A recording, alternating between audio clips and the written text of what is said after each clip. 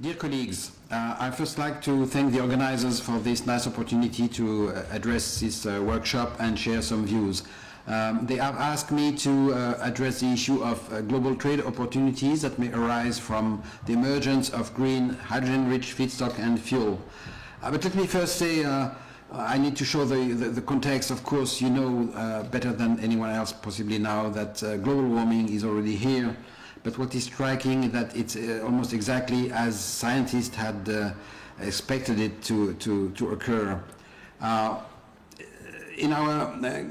In most scenarios for mitigating climate change in the future, we know how to reduce the emissions from the power sector and basically replace fossil fuel use with solar and wind on top of hydropower.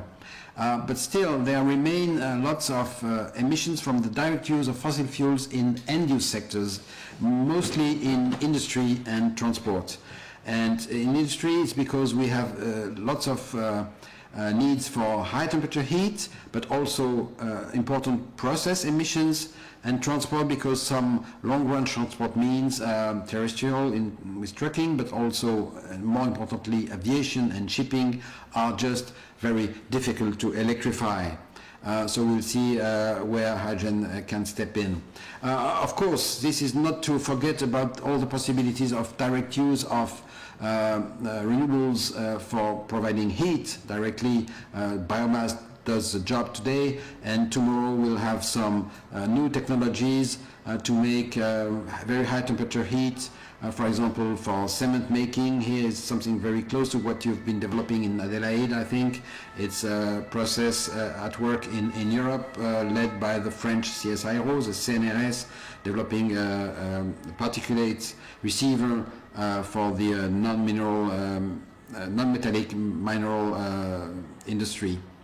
But the big hope comes, I guess, from the renewable power that can replace fossil fuel in many uses, in buildings with efficient heat pumps, in industry with efficient heat pumps, but also a lot of other technologies in transport with electric vehicles. And where it cannot directly replace fossil fuel use, it can do it indirectly, going through hydrogen, in many cases going to this other form of hydrogen, which is ammonia, which is much easier to ship and store, and then going to buildings, maybe in pipelines, in gas networks, going to transports with hydrogen-rich fuels, and going to industry as feedstock, as process agent, and as fuel, and also finally going back to the power systems to feed the thermal power plants that will remain needed to balance the viability of solar and wind, but with a carbon-less fuel, so as to achieve the decarbonization of the power sector. Direct electrification, we need to stop a minute because it can take many forms. The first is to add cheap resistance in boiler and furnaces, and therefore switch to electricity when you have cheap surplus power from available surplus of solar and wind. You can go to heat pump and mechanical vapor recompression, which are very efficient, and you also have lots of new technologies like electric arc heating, induction heating, dielectric heating, that is microwaves and similar, direct resistance heating to develop in industry, which are very efficient. And this can go to any heat transfer process at any temperature level. Because it's more efficient, it targets heat much more precisely, that usually compensates for higher costs, but also improves most products and working conditions. And here you see the big percentages of energy savings you can get when you shift to electricity in various industrial processes. It can also run things much faster, and that's another source of cost savings. And you see this with the time to heat surfaces with gas and with electric infrared as an amazing source of progress. It can also eliminate the diluted CO2 fluxes that are expensive to capture, and for facilitate the capture of the process emissions. Maybe if you electrify the cement making, as they're trying to do in Sweden, then you can more easily capture the emissions and you can also do this in natural gas reforming.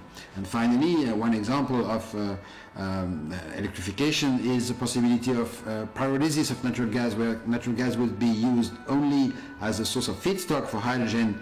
You would have a new way of producing hydrogen. I know that there is a company in Australia doing this. There are others in Europe and in the US and also in Russia trying to do this, delivering hydrogen and solid carbon, so not a waste you have to store, but instead a product that can have a value in industry. All of this is driven by the emergence of low-cost renewable power, which is a real game changer. And you see here the price of onshore wind having decreased by a factor 2 in 10 years. That of offshore wind has been reduced by 3 to 4 in just 5 years. And finally, that of PV has been reduced by almost 10 in 10 years.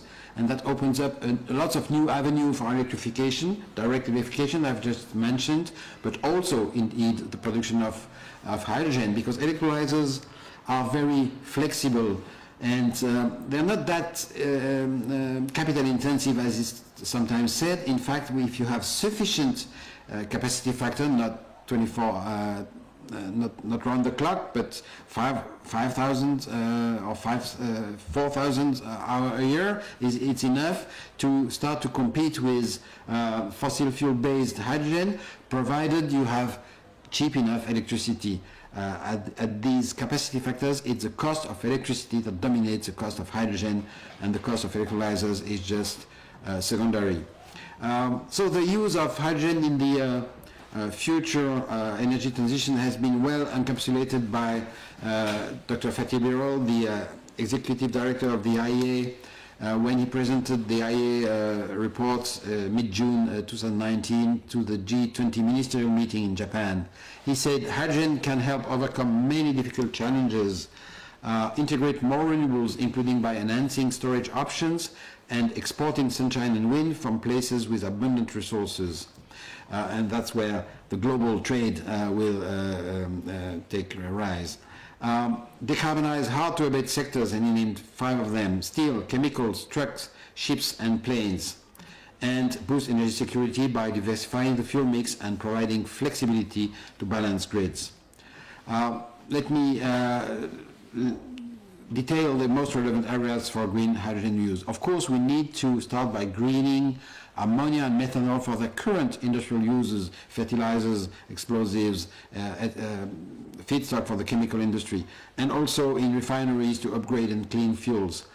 Then the next big step is direct iron reduction in steel making with hydrogen.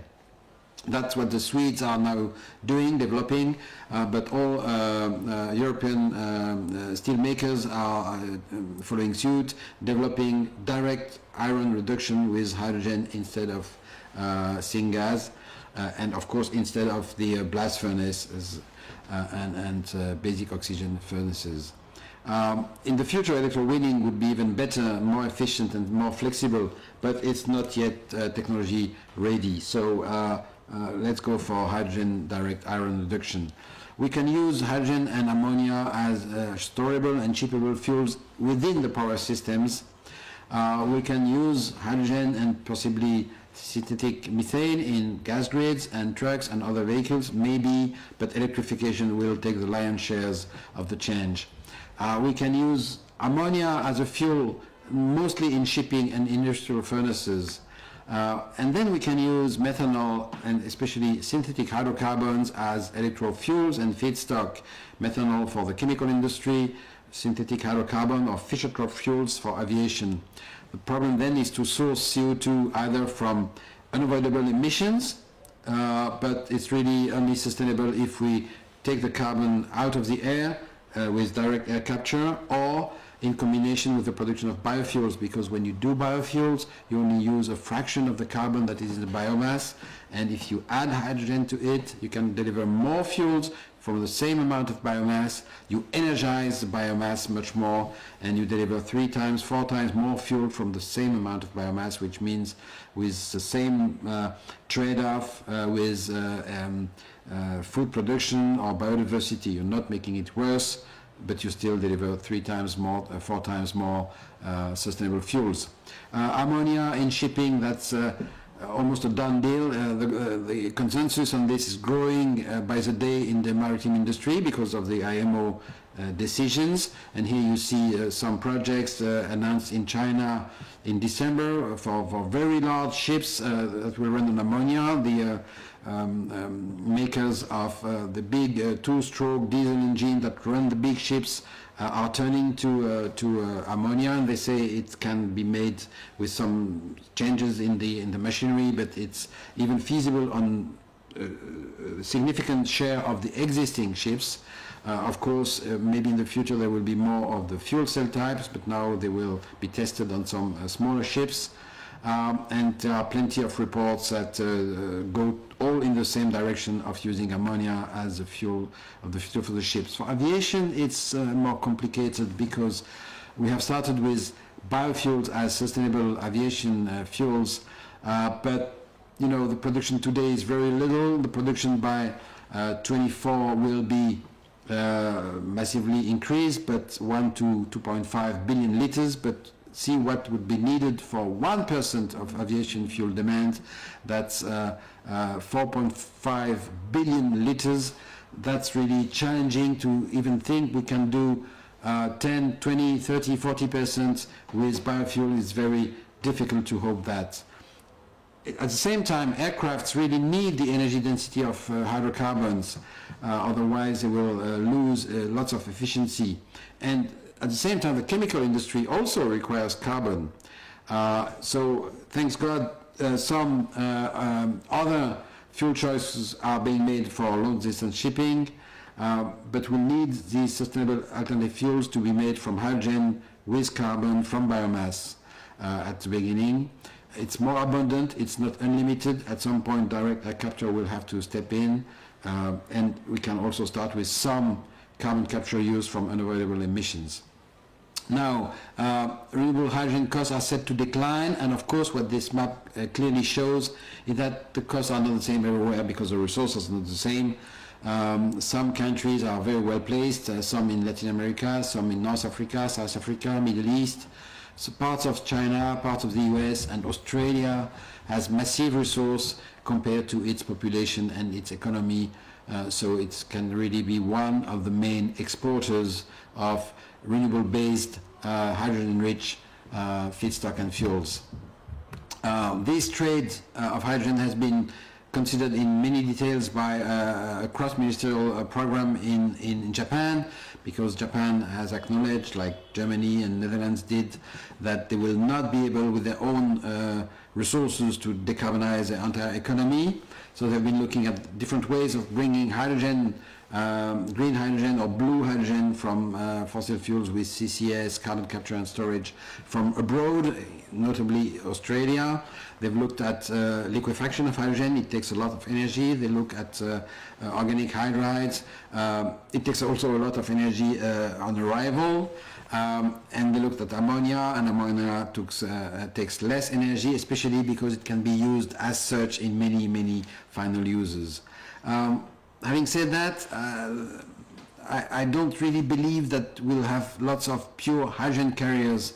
I believe there will be trade of hydrogen-rich final products that will be traded as such. And to explain this, I'll show you the difference in prices of hydrogen and ammonia in areas where you have electricity at $30 per megawatt hours and areas where you have electricity at $60 per megawatt hour. So this is ammonia imported from a country with electricity at $30, and this is what you can produce locally.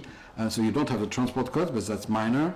You can produce this locally if you have electricity at $60. So you will import it, you won't produce it yourself. Now if you want to extract hydrogen from this ammonia, you add another step, while you have less steps if you only want pure hydrogen from local. And then the advantage of importing ammonia to extract hydrogen, etc., becomes tiny. And I believe, in fact, Europeans and others will make their own hydrogen, but they will import hydrogen-rich fuels that they will and feedstock that they will use for their own value, being a storable fuel or being a feedstock for fertilizer industry, etc., etc. Of course, if you compare with on an energy basis with natural gas is much cheaper, and hydrogen from natural gas with CCS comes to the same type of costs than hydrogen in areas with $30 per megawatt hour electricity. So let me sum up now. Easy to store and ship hydrogen-rich fuels and products will be globally traded. This means ammonia in its current industrial and future fuel roles. This means methanol for the chemical industry, some energy users as well. This means synthetic hydrocarbon, Fischer-Tropsch fuels, mostly for aviation. Hot briquetted iron for steel making. And let me here add something for Australia. Australia is exporting lots of iron ores to China. I don't see that Australia will also export to China hydrogen. It's so much simpler to make hot briquetted iron, that is to reduce the iron ores with hydrogen in Australia, and then to export hot briquetted iron to China, and therefore saves enormous amounts of coal use and CO2 emissions in China. I close that parenthesis. This, of course, will require significant additional amounts of renewable electricity. I've assessed that 50 to 75% of total electricity generations today, which means, of course, we need a big expansion of renewables, first to decarbonize the power sector, and second, to deliver those massive amounts of fuels and hydrogen-rich feedstock as well. This is roughly 10 times the current electricity from solar and wind.